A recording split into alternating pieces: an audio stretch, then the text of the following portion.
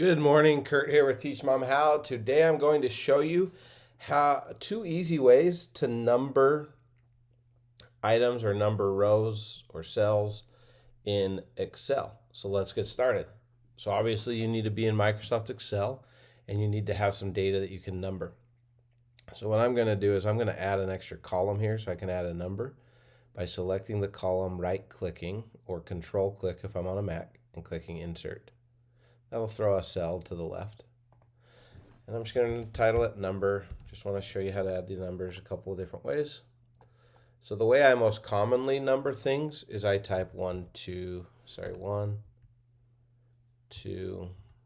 3, and so on. And once you started a sequence, you can select those three and you don't have to type each other one. You can hover right here in the corner and drag and it will autofill the other ones. Okay, so now I have a sequence 1, 2, 3, 4, 5, 6, 7, 8. Let me show you one more time how to do this. I can type the first cell and then I can click and drag. But if I do it this is something to be aware of. If I do it with just one, it's going to think I just want to copy that one into the next one.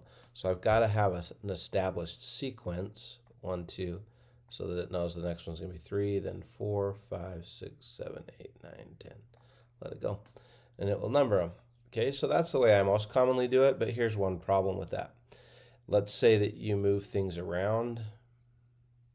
If it's a number that's always assigned to John, then that's fine. But let's say I move John around, like let's say it's like a leaderboard. If it's a leaderboard, I don't want the 1, 2, and 3 like assigned like that, because if one day Tim, trying to move this, guess I'll have to make another video on how to move a row.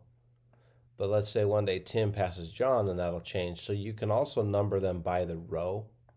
So let's delete these. And I can write this equation to number it by whatever row it's in. Equal row. Then parentheses. Whoops.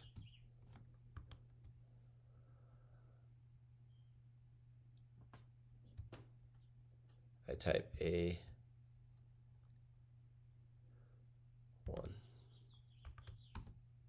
And that'll put a 1. Okay, so I did A1, so it started on 1, so that makes this guy the first one. Then copy and paste.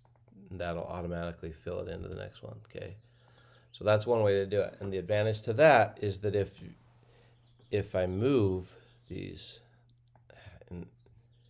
in what's it called?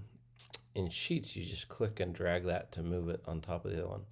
I'm going to have to do another video on how to move these entire rows once I research it. But if you move this, if say John jumps Jenny, it automatically makes John number 2 and Jenny number 3. So just a couple ways to fill in numbers on Excel that I thought would be useful. If you found this useful, please subscribe to my channel. If you didn't find what you're looking for, please watch the other Excel tutorials I've made in the playlist that's underneath the description of this video, or leave a comment and I'll make a new video answering your question. Have a great day.